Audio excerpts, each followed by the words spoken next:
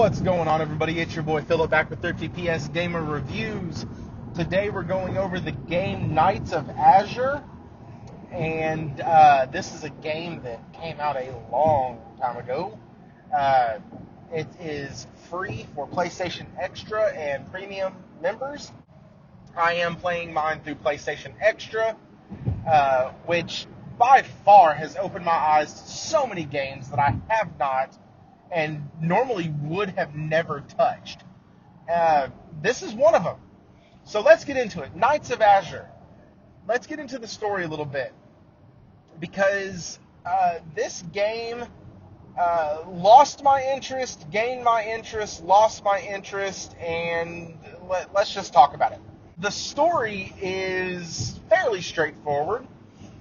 You play as Arnis, and you are an agent of the night. No, not that kind. Even though the artwork and the graphics may suggest that, no. That is not the kind of agent of the night you are. You are actually an agent of the night who is going up against the Night Lord, and you are the only, or one of the very few, who can actually touch the Night Lord's blood, which is spawning all these demons. And when they die, their blood splatters everywhere, and you're one of the few that can actually touch it and absorb it and use it without converting into darkness yourself. So, they need you to keep purifying areas within the city or this island that you're on. And so you go to this island, you meet up with a friend of yours from a long time ago, whose name is, we're just going to call her Lily. I think her name is Liliness, or Lilinese. So we're just going to call her Lily. And I say I think because the entire game is voiced in Japanese, and I do not understand the pronunciations at all, and the way it's written, it looks like Liliness or Lilinese. So, or Liliese, or something like that. So Lily it is. Anyways, she is a priestess, and so you have an agent and a priestess, really close friends. You're trying to rebond and kind of get back that friendship, and that's how kind of the game starts you.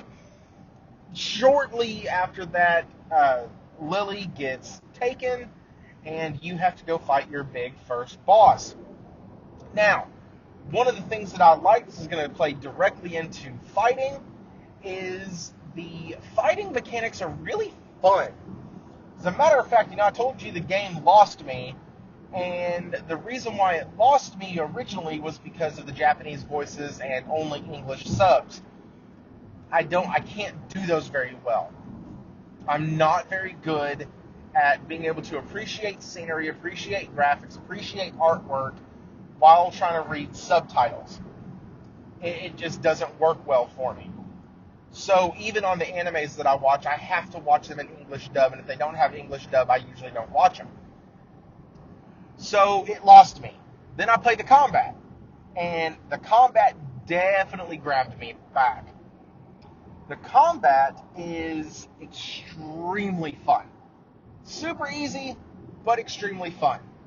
You get these things called servants, because nobody can call them what they are in any Japanese game. Gold is Gil.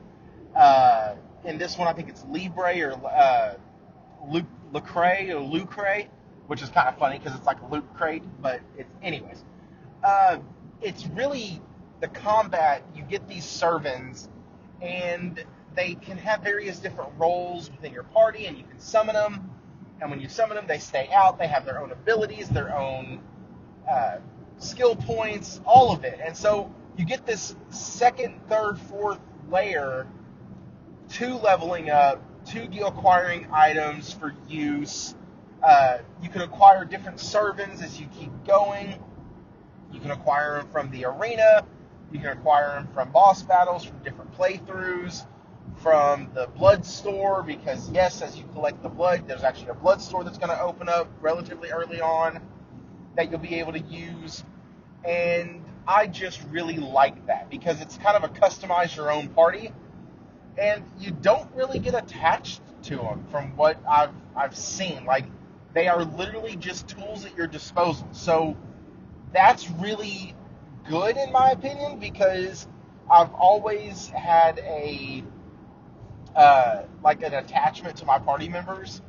Like in Final Fantasy X, I used Auron, Yuna, and Titus quite heavily because those are my three favorite personality characters. I usually sat Riku and Kamara because I didn't like them. But anyways, back to Knights of Azure. The combat is stellar. It is so fun because I have a tank, a support, a DPS, and a healer, and then I'm also dealing DPS as well. Then you get into, after the tutorial and all that stuff, you get this demonic form that you can morph into after you fill the gauge up, and that thing is sick. The one I have right now, I'm casting Firewall like nobody's business, and I can clear so many enemies that way, and it's so fun. You feel way OP for a little bit. And then you go back to your regular form, and you only feel a little OP. After that part of the tutorial, it does open up the story a little bit. You go free Lily, get Lily back, and as you get Lily back, she gets a phone call, and that phone call is telling her basically that she is going to be the next sacrificial lamb to die, to use her power to seal the Night Lord and to restore the seals so he can't get free all the way. So now you have Arnis, who has this conflict as an agent who's been tasked with making sure the priestess reaches her final goal, and you're best friends. And so obviously you're going to try to find a way to make sure she does not have to reach her final goal. I will be completely honest, I have not beat this game yet. I would consider this a early impressions video. Now, the game's artwork and design is very, very Japanese anime, and I'm talking like 2000s, 2010s maybe, Japanese anime. Very, very flashy colors within wardrobes, things like that. The cutscenes are done very well, and there's a ton of them.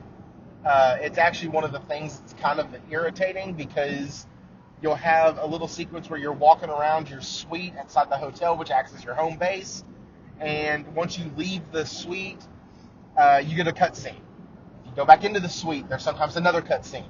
If you go talk to somebody, it triggers another cutscene. And so it's just kind of choppy, the way the cutscenes kind of play out.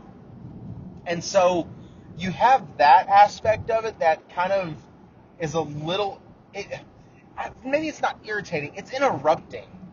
Like, you're trying to go do stuff and get to your next thing, and everything you do triggers another brief 30 seconds of either dialogue you can't control or a full-on, like, cutscene. Arnis is also, during this whole time, getting notes from a secret person. That secret entity is revealed early on, and you kind of have this companion that follows you, and it is a black cat, because, you know, demonic spirits, demon lords, priestess, agents, why not throw a black cat in there? The black cat is a nice little touch. He's a little cantankerous at first. He steals a ring. You got to get it back. That's a whole mission in and of itself.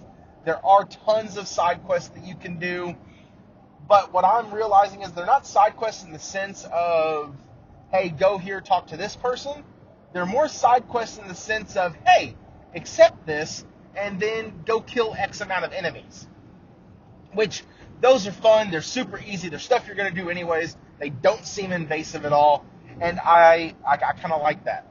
One of the other things I like is the hub world.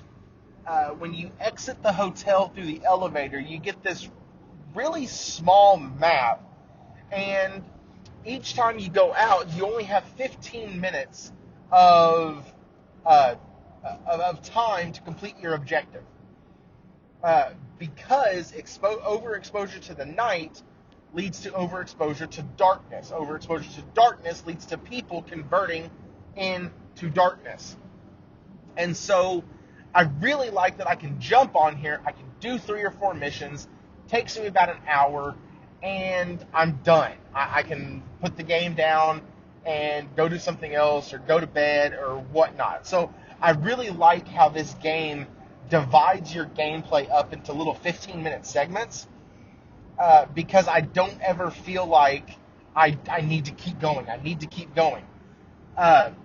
So that's how the game kind of brought me back in, and then it lost me again, because I started realizing that, dang it, this is just the story of Final Fantasy X all over again.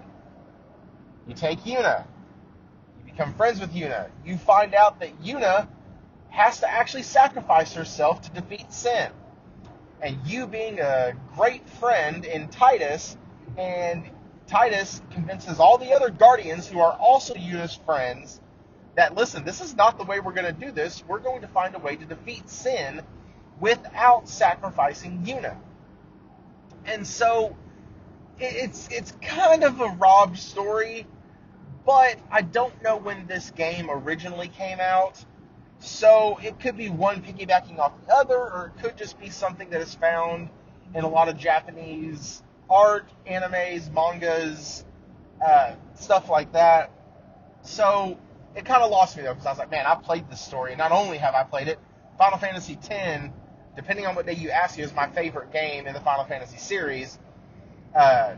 So I really kind of got just a little down. Well, then I got a little further into the story, and now I'm hooked again. So what I will say is you need to give this game at least 5 hours. Give this game 5 hours before you make any snap judgments. The arena is super fun. It's just onslaughts of enemies, and it really highlights the love of the combat in this game.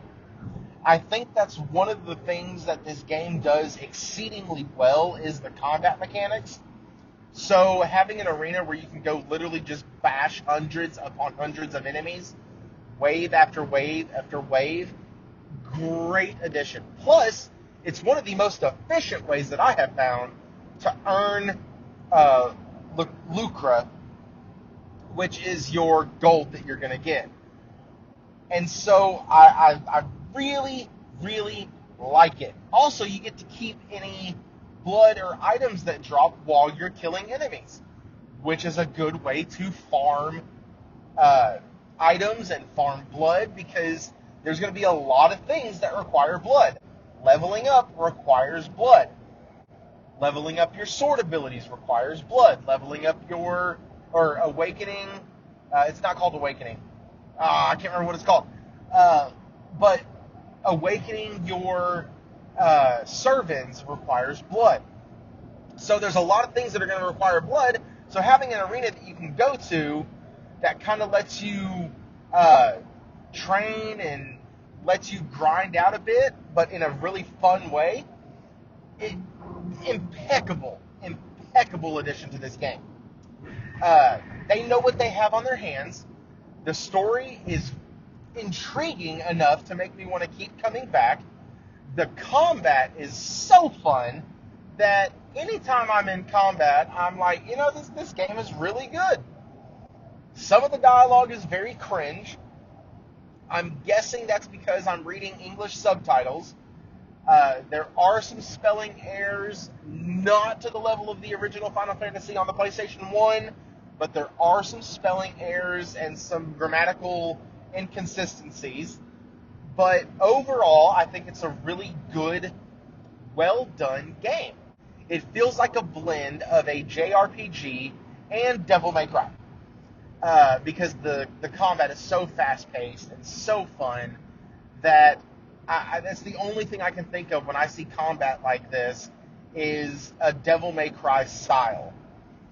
Especially with being able to change forms and go to a demonic form. It's just, everything on it screams Devil May Cry, but there's so much of a Japanese anime influence into this game that I would be missed if I didn't cover that aspect. Now, several of y'all have asked in previous videos, are these games good for kids, or would you recommend it for my child?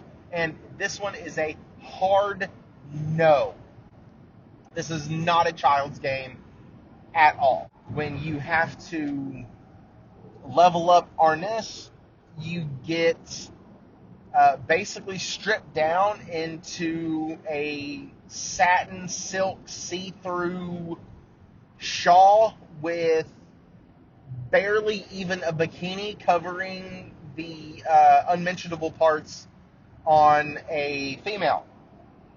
So the game knows they did this because there's a whole dialogue segment when Arnis first meets the Maiden of Jorath, I think is how you pronounce it. And Arnis is like, whoa, what happened? And the Maiden's like, it is a ceremonial garb and you'll be okay. And I'm like, that's a little much.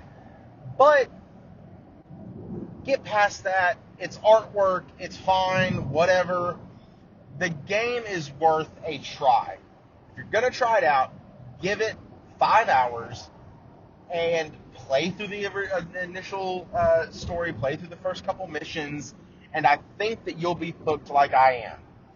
I hope to do a final review of it, as I will be beating this game, and I look forward to being able to check it back with y'all on my final thoughts on it. But those are my initial thoughts. I think it's a game that is been overlooked. I know I have overlooked it.